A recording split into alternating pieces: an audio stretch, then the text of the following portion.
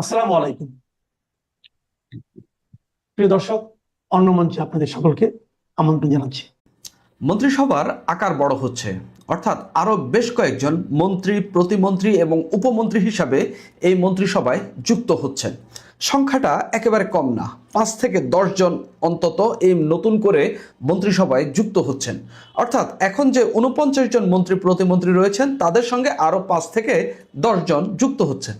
এই যে নতুন করে 5 থেকে 10 জন যুক্ত হচ্ছেন, তাদেরকে তো মন্ত্রণালয় এবং বিভিন্ন দপ্তরে দায়িত্ব দেওয়া হবে। এর মধ্যে বেশ কয়েকজন মন্ত্রী হবেন এবং কেউ কেউ প্রতিমন্ত্রী হবেন এবং দু একজন উপমন্ত্রীও হবেন।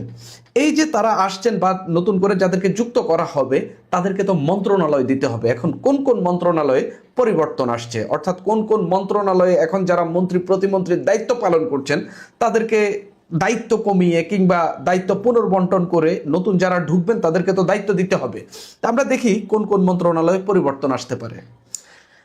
ইতিমধ্যেই সরকারের দু একজন মন্ত্রী প্রতিমন্ত্রীর ওপর কিছুটা অখুশি, যা আমরা সরকারের কাজের পরিপ্রেক্ষিতেই দেখতে পাচ্ছি। তার মধ্যে অন্যতম একজন হলেন শিক্ষামন্ত্রী।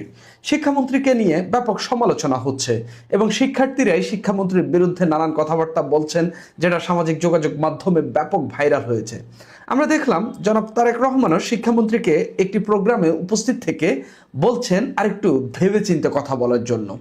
এর মধ্য দিয়ে এটা স্পষ্ট হচ্ছে যে শিক্ষামন্ত্রী যেভাবে কথা বলছেন বা যেভাবে তিনি ডেলিভারি দিচ্ছেন, এগুলা সরকারের শীর্ষ পর্যায় থেকে বা দলের শীর্ষ পর্যায়ে থেকে খুব একটা বেশি পছন্দ করছে না। আপনি যদি দেখেন, শনিবার বিএনপি তৃণমূল নেতাদেরকে নিয়ে একটা মতবিনিময় সভা হয়েছে, সেখানে জনাব তারেক রহমান সহ বিএনপির শীর্ষ নেতারা উপস্থিত ছিলেন। সেখানে জাহাঙ্গীরনগর বিশ্ববিদ্যালয়ের একজন শিক্ষার্থী শিক্ষামন্ত্রীকে উদ্দেশ্য করে একটা প্রশ্ন করেন যে প্রশ্নটা এরকম যে এখনো জামায়াতের, তারপরে হচ্ছে ফ্যাসিস্ট আওয়ামী লীগের মতাদর্শী দুজন উপাচার্য প্রভিসি এখনো জাহাঙ্গীরনগর বিশ্ববিদ্যালয়ে দায়িত্ব পালন করছেন, তাদেরকে সরানো হবে কিনা। তিনি উঠে দাঁড়িয়েই বলছেন খুব দ্রুতই, আমরা তো মাত্র শুরু হলো, দায়িত্ব মাত্র পেয়েছি, এরকম বলে শুরু করলেন। সেখানেই তাকে প্রধানমন্ত্রী জনাব তারেক রহমান থামাইয়ে তাকে বললেন যে মিলন সাহেব, আপনি কিন্তু দুটি শপথ নিয়েছেন, একটি সংসদ সদস্যের আর একটি মন্ত্রী হিসাবে, সুতরাং আপনাকে উত্তর দিতে হবে আরও ভেবেচিন্তে। অর্থাৎ জনাব শিক্ষামন্ত্রী যে বক্তব্যটি দিতে গিয়েছেন বা দিতে চেয়েছেন, সেটা জনাব তারেক রহমানের কারণে দেওয়া হয়নি এবং তিনি থামিয়ে দিয়েছেন। এখানেও কিছুটা স্পষ্ট হওয়া যায় যে শিক্ষামন্ত্রীর বক্তব্যে সরকারের শীর্ষ পর্যায়ে বলেন, দলের শীর্ষ পর্যায়ে বলেন, খুব একটা খুশি না। এবং পত্রিকার রিপোর্ট অনুযায়ী শিক্ষা মন্ত্রণালয়ের পরিবর্তনের স্পষ্টত ইঙ্গিত পাওয়া গেছে, হয়তোবা এখানে বড়সড় পরিবর্তন আসতে পারে।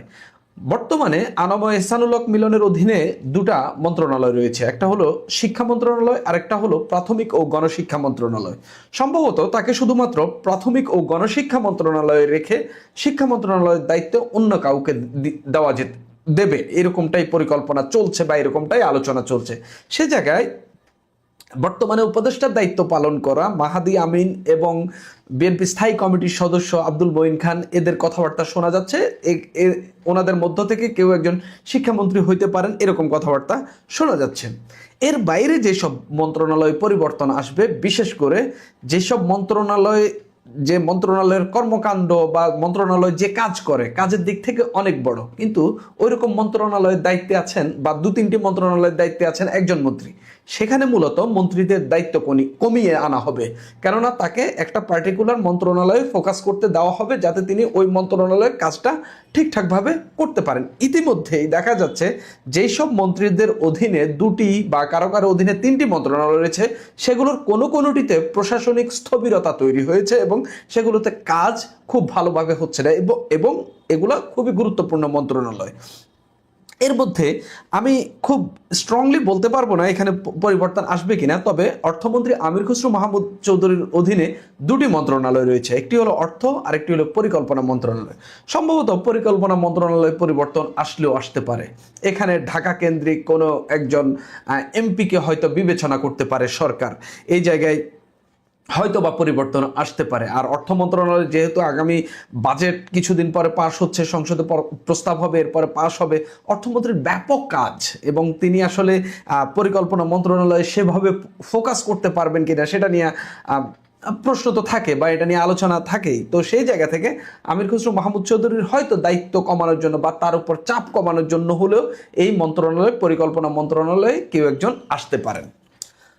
এরপরে মহিলা ও শিশু বিষয়ক মন্ত্রণালয় এবং সমাজ কল্যাণ মন্ত্রণালয়, এই দুটা মন্ত্রণালয়ের মন্ত্রী কিন্তু একজন, A Z M Zahid. Budget pass হওয়ার পর সমাজ কল্যাণ মন্ত্রণালয়ের ব্যাপক কাজ বেড়ে যাবে। এই মন্ত্রণালয়ের অধীনে যেসব সমাজের সুবিধাভোগী মানুষের জন্য যেসব বরাদ্দ টরাদ্দ দেওয়া হচ্ছে, ফ্যামিলি কার্ড দিচ্ছে, এই কাজগুলো পুরোটাই কিন্তু এই মন্ত্রণালয়ের অধীনে। সেই জায়গা থেকে এই সরকারের যে ইশতেহার, বিএনপি সরকারের যে ইশতেহার এবং নির্বাচনী কমিটমেন্ট, সেই জায়গায় কিন্তু সমাজ কল্যাণ মন্ত্রণালয়ের কিন্তু এবার ব্যাপক কাজ রয়েছে। সেই জায়গায় এজেড এম জাহিদের উপর হয়তোবা চাপ কমানোর জন্য মহিলা ও শিশু বিষয়ক মন্ত্রণালয়ের দায়িত্ব অন্য কাউকে দেওয়া হতে পারে। এবং আমরা ইতিমধ্যেই আলোচনা শুনতে পাচ্ছি, বিএনপি স্থায়ী কমিটির সদস্য সেলিমা রহমান তিনি হচ্ছে মন্ত্রী পরিষদে যুক্ত হতে যাচ্ছেন এবং তিনি মন্ত্রী হচ্ছেন। সেই জায়গা থেকে এই মন্ত্রণালয়ের দায়িত্ব তিনি পেলেও পেতে পারেন বা এর বাইরে অন্য কেউ পেতে পারেন, তবে এখানে পরিবর্তন আসছে বা আসার সম্ভাবনা অনেক বেশি। খন্দকার আব্দুল মুক্তাদির তিনি 3টা মন্ত্রণালয়ের দায়িত্বে আছেন, শিল্প মন্ত্রণালয়, বস্ত্র ও পাট মন্ত্রণালয়, বাণিজ্য মন্ত্রণালয়। আমার কাছে কেন জানি মনে হয় শেষ পর্যন্ত তার কাছে শুধু একটি মন্ত্রণালয় থাকবে এবং সরকারও এটার বিষয়ে মোটামুটি চিন্তা ভাবনা করছে যে হচ্ছে যাদের কাছে 2টি বা 3টি মন্ত্রণালয় রয়েছে তাদের কাছ থেকে আসলে তাদের চাপটা কমিয়ে দেওয়া হবে এবং তারা যেন পার্টিকুলার একটা মন্ত্রণালয়ে কাজ করে সফলতা আনতে পারে, সেইভাবেই সরকার চেষ্টা চালাবে। সম্ভবত খন্দকার আব্দুল মুক্তাদির শুধুমাত্র বাণিজ্য মন্ত্রণালয়ের দায়িত্বে থাকতে পারেন, এর বেশি হলে বস্ত্র ও পাট মন্ত্রণালয় তার অধীনে থাকতে পারে। শিল্প মন্ত্রণালয় তার হাত থেকে থাকবে না। এটা যখন মন্ত্রী পরিষদে পুনর্বন্টন হবে সেখানে এই পরিবর্তনটা আসার সম্ভাবনা অনেক বেশি, একদম অনেক বেশি। কারণ শিল্প মন্ত্রণালয়, বাণিজ্য মন্ত্রণালয়, 2টা মন্ত্রণালয়ের অনেক কাজ রয়েছে। সেই জায়গা থেকে এখানে কর্মসংস্থান তৈরির একটা কাজ রয়েছে। সেই জায়গা থেকে তিনি যেহেতু বাণিজ্যটা আলাদা একটা বড়সড় মন্ত্রণালয়, তিনি সেটাতেই ফোকাস করা উচিত এবং সরকারও সম্ভবত এটা আন্ডারস্ট্যান্ড করতে পারতেছেন। শ্রম ও কর্মসংস্থান মন্ত্রণালয়, প্রবাসী কল্যাণ ও বৈদেশিক কর্মসংস্থান মন্ত্রণালয়, 2টা মন্ত্রণালয়ের দায়িত্বে আছেন সিলেটের সাবেক মেয়র আরিফুল হক এবং তিনি ইতিমধ্যে আমি যা দেখতে পাচ্ছি তিনি কিন্তু প্রবাসী কল্যাণ মন্ত্রণালয় মোটামুটি ভালো করছেন, কিন্তু শ্রম ও কর্মসংস্থান মন্ত্রণালয় এবং বিএনপির যদি আপনি ইশতেহার দেখেন, নির্বাচনের আগের কমিটমেন্ট দেখেন, সেই জায়গায় কিন্তু শ্রম ও কর্মসংস্থান মন্ত্রণালয়ের ব্যাপক কাজ রয়েছে এবং সরকারও বেশ কিছু কর্মসংস্থান তৈরি করবে বা সৃষ্টি করবে এরকম কথাবার্তা বলেছিল। এই মন্ত্রণালয়টি খুব অ্যাক্টিভলি কাজ করা উচিত এবং এই মন্ত্রণালয়ের ব্যাপক কাজ রয়েছে এবং শ্রমিকরা যদি আন্দোলন শুরু করে দেয় বা নানান কিছু, যদিও আরিফুল হক 2টা মন্ত্রণালয় খুব ভালোভাবেই এখন পর্যন্ত তিনি করতে পারছেন। ঈদের সময় আমরা কিন্তু খুব বেশি আন্দোলন দেখিনি, শ্রমিক আন্দোলন খুব বেশি দেখিনি যে বেতন বকেয়ার জন্য, মোটামুটি সবকিছুই তিনি নিরসন করতে পেরেছেন।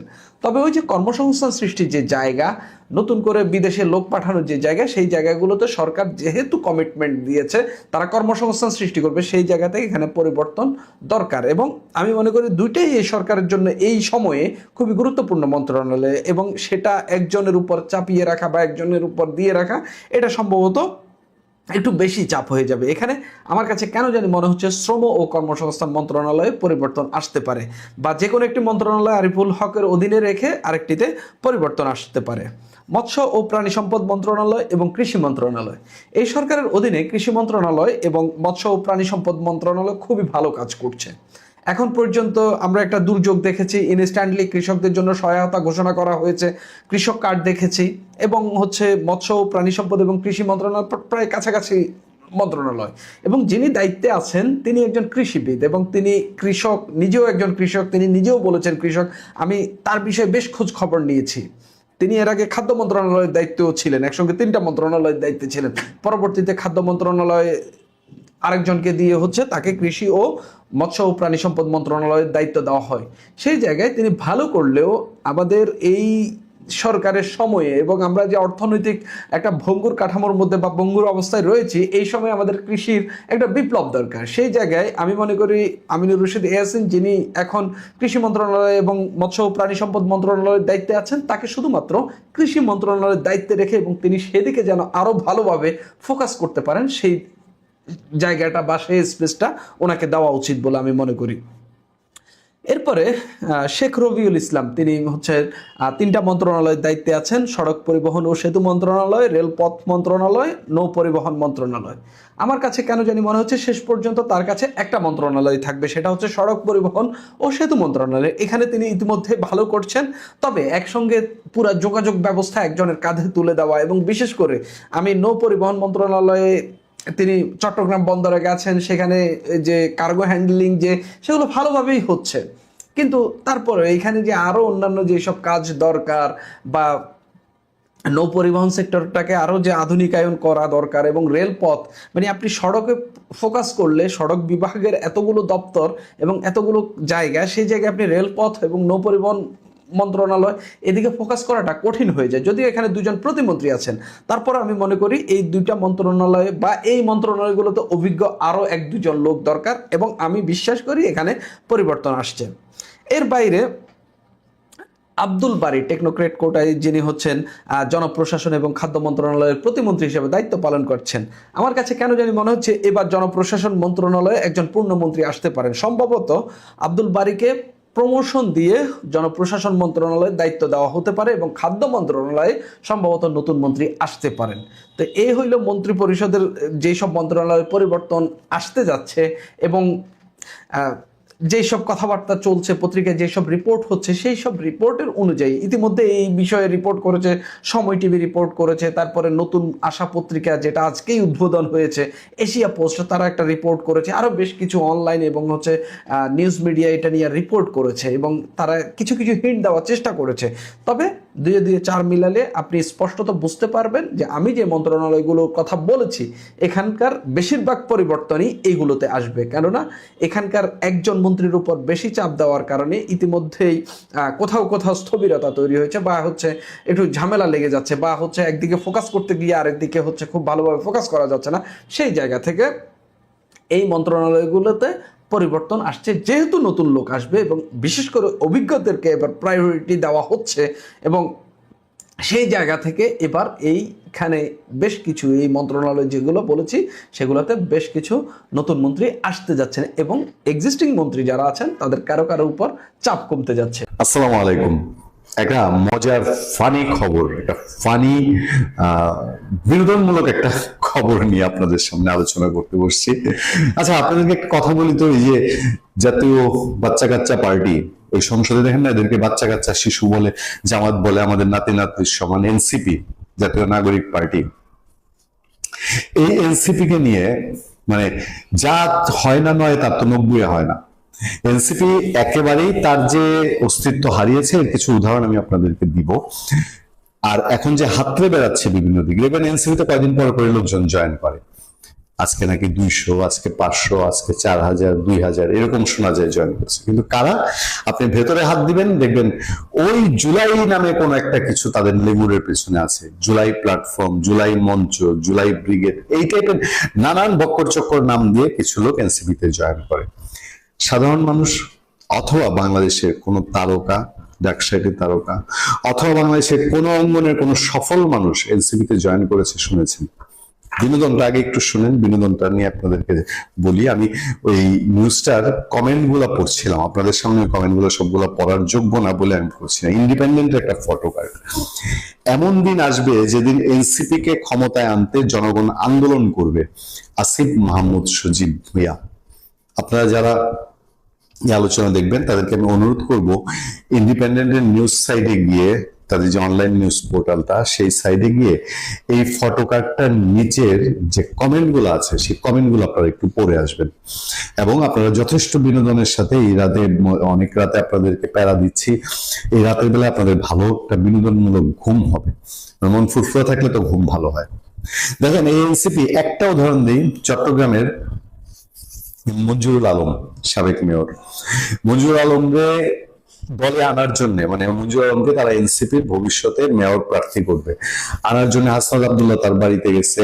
নাহিদ ইসলামরা বাক্স পেট্রা নিয়ে গিয়ে চট্টগ্রামে হাজির হয়েছিল মঞ্জুরুল আলমের বাড়িতে যাওয়ার জন্য। মঞ্জুরুল আলম চট করে মোটামুটি তার বাড়ি ছেড়ে ভাগছে।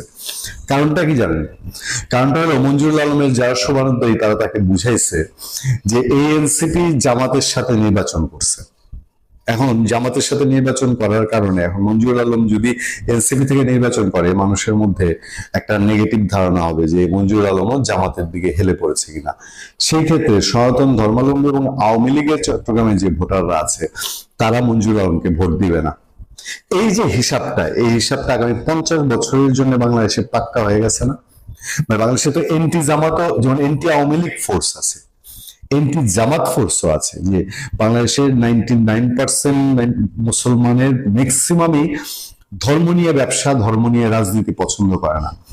সেই মানুষগুলো যখন ভোট দিতে যাবে তখন এনসিপি কে ভোট দিতে গেলেই মাথায় বাজবে, ওই যে সংসদে বসে থাকে দেখবেন ওখানে এনসিপি জামাত আলাদা করা মুশকিল, এই জামাতের ভেতরে যারা টুপি জোব্বা পরা যারা আছে একই রকম দেখবে, এরকম তারা মিলেমিশে একাকার হয়ে গেছে জামাতের সাথে। ফলে তাদেরকে মানুষ আলাদা করে দেখার আর কোনো সুযোগ তারা নিজেরাই রাখেনি। আর এই যে এমন দিন আসবে যেদিন এনসিপি কে ক্ষমতায় আনতে জনগণ আন্দোলন করবে, আসিফ মাহমুদ সজীব ভুঁইয়ার বক্তব্য দেখেন, ওই যে আবার বললাম যার হয় না 9 তার 90। নেপালে জেএনজিরা আন্দোলন করলো, আন্দোলন করে তারা ওই আসিফ মাহমুদ সজীব ভুঁইয়ার মতন নীলা মার্কেটে হাঁসের মাংস না পায়া ওয়েস্টিনে গিয়া নাস্তা করে না, তাদের বেশভূষা চেঞ্জ হয়ে যায় না, তাদের কারি অর্থের হিসাব বিশ্বের বিভিন্ন জায়গা থেকে আসে না, তাদের গাড়ি বদলায় না, তাদের বউ আসে না, তাদের বাড়ি আসে না। তারা নেপালে জেএনজিরা সেভাবেই চলেছে, ক্ষমতা পরিবর্তনের দল গঠনের মাত্র 6 মাসের মধ্যে নির্বাচনে নেপালের জেএনজিরা ক্ষমতায় চলে আসছে। আর বাংলাদেশে এই জেএনজি নামে এরা যা করেছে তাতে করে এখন শুধু ধুপ করে আলোটাই কেবল জ্বলছে। ফলে বাংলাদেশের মানুষ আন্দোলন করবে এনসিপি ক্ষমতায় আনার জন্য। ওই যে বলি না, ফ্রিডম পার্টির এরকমই ছিল। এই সময় যে এখনো কিছু মিডিয়া তাদের পেছনে দৌড়ায়, খুব বেশি দিন বাকি নেই, বিএনপি যখন তার সুদৃষ্টিটা সরিয়ে নিবে এনসিপির পিছনে মিডিয়াও হয়তো আর দৌড়াবে না। ভালো থাকবেন, সুস্থ থাকবেন। আপনার সাথে আমি আতিক রহমান, পূর্ণিয়া। বর্তমানে বিএনপি সরকারের 3 মাস হতে চলল। এই 3 মাস খুবই অল্প সময়। 3 মাসের মধ্যেই বিএনপি সরকারের অনেক মন্ত্রীদের নিয়ে আলোচনা উঠেছে, যে আলোচনাগুলো নেগেটিভ পর্যায়ে চলে যাচ্ছে। ঠিক সেই সময় সরকারের ভাবমূর্তি রক্ষা, সরকারের কর্মকাণ্ড বিস্তৃত করা নানা প্রেক্ষাপটে সরকারে বড় ধরনের একটা পরিবর্তন আসছে বলে আভাস দিচ্ছে গণমাধ্যম। শোনা যাচ্ছে অন্তত 5 জন নতুন মন্ত্রী যুক্ত হচ্ছেন মন্ত্রিসভায় এবং মন্ত্রণালয়ে অনেকের পরিবর্তন হতে চলেছে। তার মানে সরকারের প্রথম 3 মাসেই, মানে সরকার গঠনের পরপরই আমরা দেখেছিলাম এক দফা মন্ত্রী পরিষদের বিভিন্ন দপ্তর বন্টন পুনর্বন্টন, কারো দপ্তর কমানো, কারো বাড়ানো, এই ঘটনাগুলো ঘটেছে। সেটা 1 মাস না যেতেই ঘটেছে। তার মানে বিএনপি সরকার এখন পর্যন্ত স্থির হতে পারছে না। সরকারের বড় ধরনের এই পরিবর্তনের ইঙ্গিতই বলে দেয় যে তাদের মধ্যে এক ধরনের মানে কি বলবো, যে সিদ্ধান্তহীনতা, দ্বিধা, দ্বন্দ্ব এগুলো কাজ করছে। কে ভালো কাজ করছে, কে খারাপ কাজ করছে, এর মূল্যায়নের বয়স অন্তত 6 মাস 1 বছর না দেখলে সেটা সেই মূল্যায়নটা করা এক ধরনের অবিচার করার মতনই হয়ে যায়। কিন্তু এই 3 মাসের মধ্যেই অনেক মন্ত্রণালয় নিয়ে নানা ধরনের বিতর্ক উঠেছে। যেমন খনিজ সম্পদ বিদ্যুৎ মন্ত্রণালয় নিয়ে বিতর্ক, সড়ক যোগাযোগ এই মন্ত্রণালয় নিয়ে অনেক কথা হচ্ছে। এরকম কিছু কথাবার্তা হচ্ছে, যে কথাবার্তাগুলোর প্রেক্ষাপটে মন্ত্রিপরিষদে বড় ধরনের পরিবর্তন আসলেও অবাক হওয়ার কিছু থাকবে না। গণমাধ্যম ইঙ্গিত দিচ্ছে কয়েকদিনের মধ্যেই মন্ত্রিপরিষদে যুক্ত হচ্ছে অন্তত 5 জন নতুন মন্ত্রী। কারা তারা, কাদের কথা গণমাধ্যমে উঠে আসলো? এর আগের সরকারগুলোতেও আমরা দেখেছি যে এরকম আলোচনা বারবার ওঠে। আওয়ামী লীগের সময়ে বারবার মন্ত্রিপরিষদে বড় পরিবর্তন, এই পরিবর্তন, ওই পরিবর্তন, বহু কথা, বহু খবর আমরা দেখেছিলাম। তার কতটুকু সত্য হয়েছিল চলুন একটু আলোচনা করে দেখি কি ধরনের পরিবর্তন আনছেন নতুন তারেক রহমানের সরকার। থাকবেন পলিটিক্স টিভির নিয়মিত আয়োজন। দর্শক, বলছিলাম মন্ত্রিপরিষদে বড় ধরনের একটা পরিবর্তন আসছে বলে বাংলাদেশের অন্যতম প্রধান গণমাধ্যম সময় নিউজ তারা আভাস দিয়েছে। সময়ের খবরটা মানে মিথ্যা খবর হওয়ার সম্ভাবনা খুবই কম। কারণ সময় নিউজে যে আস্থাটা অর্জন করেছে সেখানে তাদের উপরে মোটামুটি ভরসা করা যেতেই পারে। যদি সময়ের এই বক্তব্য সঠিক হয় তাহলে সরকারের মধ্যে যে একটা অস্থিরতা তৈরি হয়েছে, একটা অস্থিরতা তাদের মধ্যে কাজ করছে, সফলতার মাপকাঠি এখনই মাপার প্রয়াস বলে দেয় যে তারা এখনো স্থির হতে পারেনি, সরকার চালাতে খুব একটা তারা স্বাচ্ছন্দ্য বোধ করে উঠতে পারছে না। কি পরিবর্তন আসছে? সময় টেলিভিশনের এই শিরোনামটা দেখে নিন। সেখানে বলা হচ্ছে মন্ত্রিপরিষদে আসছে 5 নতুন মুখ।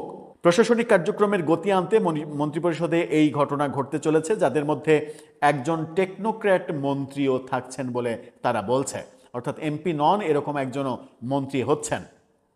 এছাড়া একাধিক মন্ত্রণালয়ের দায়িত্বে থাকা মন্ত্রীদেরও ভার কমাতে দপ্তর বন্টনের সিদ্ধান্ত আসতে চলেছে একই সময়। ওই যে বলছিলাম যে বহু মন্ত্রী আছে, বেশ কয়েকজন মন্ত্রী আছেন যাদের উপরে একজনের উপরে বহু মন্ত্রণালয় চাপিয়ে রাখা হয়েছে, যেটা একজন মন্ত্রীর পক্ষে এত বড় বড় মন্ত্রণালয় চালানো কোনোভাবেই সম্ভব নয়। যেমন 3টা মন্ত্রণালয়, যোগাযোগের 3টা মন্ত্রণালয় একজন মন্ত্রীকে দেয়া হয়েছে, সড়ক এবং সেতু মন্ত্রণালয়, নৌপথ মন্ত্রণালয়, রেলপথ মন্ত্রণালয়, 3টা মন্ত্রণালয় যদি একজনের দায়িত্ব দেয়া হয় তাহলে সেই একজন মানুষ কিভাবে এই বড় 3টা মন্ত্রণালয় চালাবেন? সেই প্রশ্নটা যখন দেয়া হয়েছিল তখন থেকেই চলছে। এরকম বেশ কিছু জায়গা আছে যেখানে পরিবর্তনের ইঙ্গিত হয়তোবা দেখা দিতে পারে। আমি জানি না যে ঠিক স্পেসিফিক ওই মন্ত্রণালয়গুলোতেই হবে কিনা, তবে এই যে ভার কমানোর যে ব্যাপারটা সময় টেলিভিশন বলছে সেটা বোধহয় হতে পারে। সেখানে প্রধানমন্ত্রীর কার্যালয় সূত্র এই তথ্য দিয়েছে। কয়েকজন ঊর্ধ্বতন কর্মকর্তার সঙ্গে কথা বলেছে সময় সংবাদ। মন্ত্রণালয়ের প্রশাসনিক ও রাজনৈতিক চাপ কমাতে প্রধানমন্ত্রী এই সিদ্ধান্ত নিতে যাচ্ছেন বলে তারা জানিয়েছেন। নির্বাচনী প্রতিশ্রুতি বাস্তবায়ন এবং প্রশাসনিক কার্যক্রমে গতি আনতে মন্ত্রিসভা সম্প্রসারণের কথা ভাবছে সরকার। এছাড়াও রাজনৈতিক ভারসাম্য ও কর্মদক্ষতার বিষয়টিও বিবেচনায় নেওয়া হচ্ছে বলে সংশ্লিষ্ট সূত্র বলছে। তবে কবে নাগাদ এই সিদ্ধান্ত হতে যাচ্ছে তা এখনই নিশ্চিত করা যাচ্ছে না। একটা সূত্র বলছে চলতি মাসেই এই ঘটনাটা ঘটছে। মন্ত্রিপরিষদ সম্প্রসারণ এবং একাধিক মন্ত্রণালয় দপ্তর পুনর্বন্টন, এই ঘটনাগুলো ঘটবে। নতুন মুখ হিসেবে কাদের নাম শোনা যাচ্ছে? তার মধ্যে রয়েছে চট্টগ্রাম 8 আসনের সংসদ সদস্য এরশাদুল্লাহ, তার নাম শোনা যাচ্ছে, এবং পটুয়াখালী 4 আসনের সংসদ সদস্য ABM মোশাররফ হোসেন, এই দুজনের নাম সর্বপ্রথম শোনা যাচ্ছে।